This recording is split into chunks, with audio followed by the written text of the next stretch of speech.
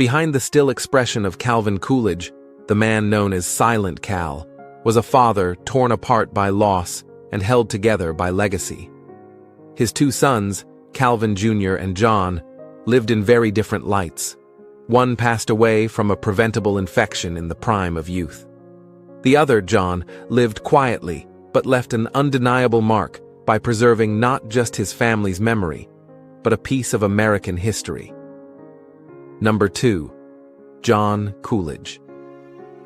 John Coolidge was born on September 7, 1906.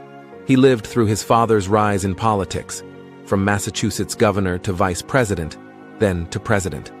Unlike his younger brother, John didn't shine quite as brightly in public, but he lived a long, full life and made it his mission to preserve everything his father stood for. John attended Mercersburg Academy and then followed in his father's footsteps to Amherst College, graduating in 1928. When Calvin Jr. died, John was just 17. It was a loss that deeply affected him, even though his father rarely showed emotion. His career path started in transportation. He worked 13 years with the New Haven and Hartford Railroad. But business wasn't the only thing that interested John. In 1958, he started his own company, the Manifold Forms Company, which produced business forms. He eventually retired from that, but then did something surprising. He reopened a cheese factory. This wasn't just any factory. It was the Plymouth Cheese Corporation, founded by his grandfather in 1890. John brought it back to life in 1960 and ran it until he was in his 80s. He said making cheese using 19th century methods was a way of keeping family tradition alive. He later donated the business to the state of Vermont in 1998. But his biggest contribution? Preserving Plymouth Notch. John Coolidge spent decades ensuring his father's birthplace and homestead in Vermont were preserved. In 1956, he and his mother, Grace, gave the family home to the state. After her death in 1957, John and his wife continued to donate land, buildings, and personal items. By the end of his life, 25 buildings and over 550 acres had been preserved as the President Calvin Coolidge State Historic Site. John was often seen there, walking the grounds, answering questions, never once telling people who he was unless they asked. Just like his father, he was modest, reserved, and purposeful. One of his favorite stories was about the night his father became president. It was August 3, 1923, 2:47 a.m. Word had just come that President Harding had died. Calvin Sr. took the oath of office by the light of a kerosene lamp, administered by his own father, Colonel John Coolidge. The reason for the lamp? Colonel Coolidge didn't trust electricity. John was in military training camp when he found out. A captain told him at breakfast, "Your father is President of the United States." John simply said, "I was surprised, but nothing changed." And that was John's style. Calm, stoic, like father, like son. In 1925, John met Florence Trumbull, daughter of the governor of Connecticut. They married 4 years later and had 2 daughters, Cynthia and Lydia. Cynthia died in 1989. Lydia lived until 2001.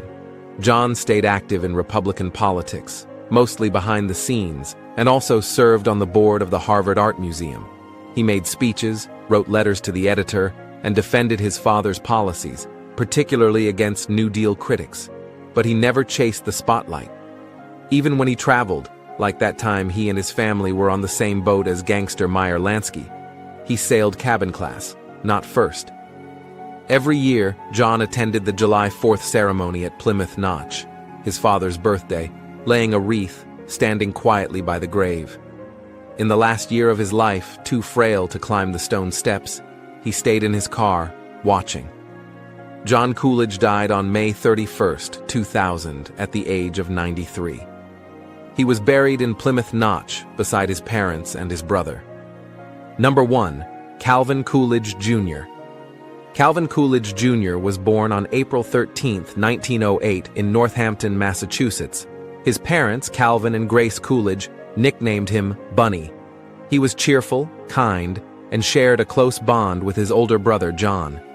The two were not only sons of a rising political star, but they were also just regular boys, mowing lawns, playing music, and even joining the Boy Scouts while living in the White House. In the summer of 1924, the Coolidge family was flying high. President Coolidge had just been officially nominated by the Republican Party for a full term. The family was in the spotlight more than ever. Then came the photo shoot. June 30th, 1924.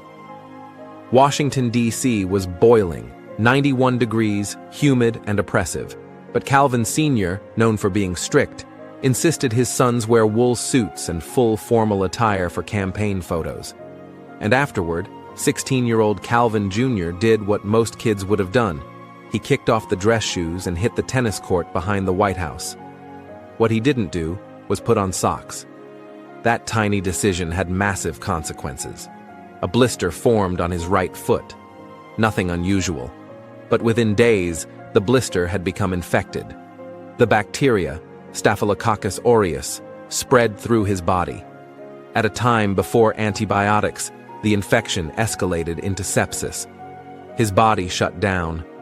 By July 2nd, Calvin Jr. was gravely ill. By July 5th, he had been moved to Walter Reed Hospital, and on July 7th, with both parents at his side, he died. Just 16 years old. Coolidge was shattered.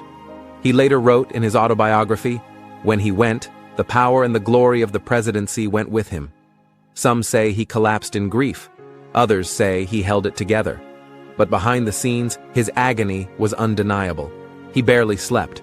He worked only a few hours a day. He once said, "If I had not been president, he would not have played tennis that day. He would not have raised a blister, and he would still be alive." The boy, who looked just like him, modest, smart, funny, was gone, and a part of Coolidge died with him. Through both sons, we glimpse a president not often understood, a man torn by love, duty, and loss. Calvin Coolidge may have been quiet,